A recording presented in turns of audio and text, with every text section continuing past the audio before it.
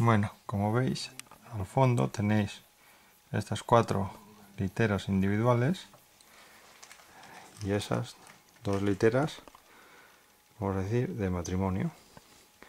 Ahí tenéis el armario, los de utensilios de cocina, y tenéis la cocinuca de gas,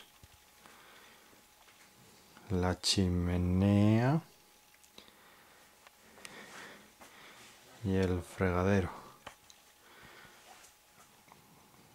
Seguimos.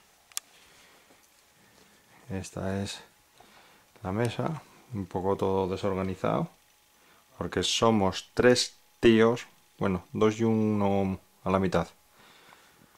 Y ahora les vamos a enseñar el baño. Aquí está un poco oscurillo. Vamos por esta puerta.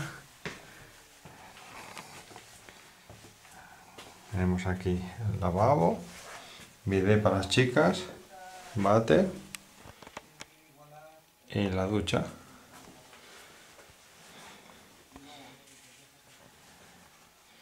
Vamos otra vez para afuera. Y esto, bueno, es una dispensa, lo único que está a oscuras. Si no se arranca el generador. Y esto, pues aquí tenemos televisión. Y tenemos este pedazo de cornamenta tremenda. ¿Veis?